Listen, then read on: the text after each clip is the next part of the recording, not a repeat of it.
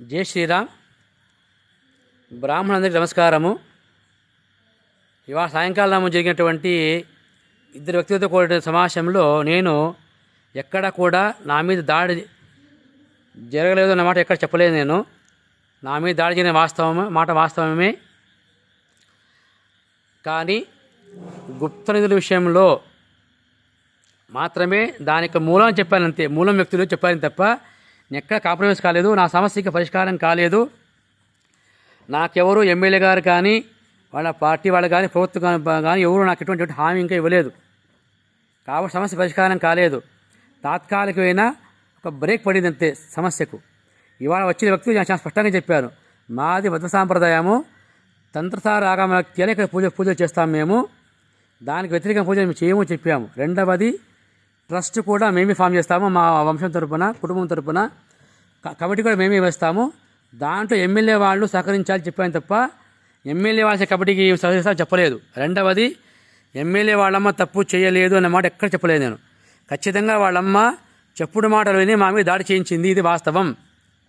ఇందులో అనుమానం ఎక్కర్లేదు. ఎందుకంటే చెప్పుడు మాటలు ఎవరు పడిపోకూడదు. మీకు ఏమన్నా అటువంటి సమస్య వస్తే నేనుగా వాళ్ళు సంప్రదించి మా మీద అనుమానం వస్తే. కానీ కొందరు వ్యక్తులు మా మీద దాడి చేసింది వాస్తవం. ఇన్ని అటువంటి అనుమానం ఒక్కలేదు. వాళ్ళ పేరు ఎక్కడ చెప్తాను అడిగితే నేను. చివరాక రోజు నేను నిరాహార దీక్ష కూర్చున్న రోజు కూడా ఎమ్మెల్యే వాళ్ళ అమ్మగారికి మా గుడి నుంచి జల్లి కృష్ణ అనే వ్యక్తి ఫోన్ చేసి మాట్లాడాడు. అమ్మ మీరే డైరెక్ట్గా స్వామితో మాట్లాడని చెప్పేసి. ఆమె చెప్పిన మాట ఏంటంటే, బ్రాహ్మణులకి మేము టైం ఇవ్వము, ఇప్పుడు మీకు 18 టైం ఇచ్చేసాము, బ్రాహ్మణుడు అంటే కొండ తిప్పేసేయండి అని చెప్పేసి ఎమ్మెల్యే వాళ్ళ అమ్మగారు చెప్పిన మాట వాస్తవం.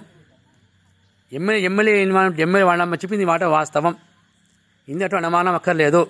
కాబట్టి నేను అర్ధగంట సేపు వాళ్ళు మాట్లాడితే వాళ్ళు మీడియా వాళ్ళు ఎవరైతే వాళ్ళకి అనుకూలంగా ఉన్నారో చాకచక్యంగా దాన్ని ఎడిట్ చేసి తమకు కావాల్సిన మాట వేసుకొని వాళ్ళు పేరు దక్కించుకున్నారు తప్ప నాకు అటువంటి దాంట్లో లాభం లేదు. కాబట్టి నేను నా మీద వస్తున్నటువంటి ఈ ఆరోపణ ఖండిస్తూ నేను ఎక్కడా కూడా ఏ బ్రాహ్మణ సంఘాన్ని కూడా కించపరచలేదు, తక్కువ చేయలేదు. రెండవది, సమస్య ఇంకా పరిష్కారం కాలేదు. బ్రాహ్మణ సంఘ సభ్యులు నాకు సహకరిస్తే నేను వెళ్ళగలను ఎమ్మెల్యే గారి. నేను ఒక్కటి ఎమ్మెల్యే గారికి పోను. అది అయ్యే పని కూడా కాదు అది. ఎందుకంటే నా సాంప్రదాయం గురించి మీకు ఎక్కువ బాగా తెలిసి ఉంటుంది, మా మత సాంప్రదాయం గురించి. కాబట్టి మీరు మాకు సహకరిస్తేనే అది సాధ్యపడుతుంది. అది మీ లేని ఈ పోరాటంలో నేను ముందుకు వెళ్ళను. నేను ఈరోజు వచ్చే స్టేట్మెంట్ కూడా నేను చాలా క్లియర్గా చెప్పాను. ఒక ఎంక్వైరీ కమిషన్ ఏమని చెప్పాను, ఈ గుడి ఆదాయం మీదంతా. కాబట్టి పూర్తిగా నేను ఎవరిని కూడా తక్కువ చేసి మాట్లాడలేదు, పోరాటం ఆగలేదు. నాకు ఎటువంటి పరిష్కారం ఎవరిచ్చింది, నాకు ఎటువంటి పరిష్కారం నాకు లభించలేదు. కాబట్టి మీరందరూ సహకారం నాకు పూర్తి కావాలని మనస్ఫూర్తి కోరుకుంటున్నాను. ఇంకా ఏమైనా అనుమానాలు ఉంటే ప్రశ్నించి నేను సమాధానం ఇస్తాను. జై హింద్.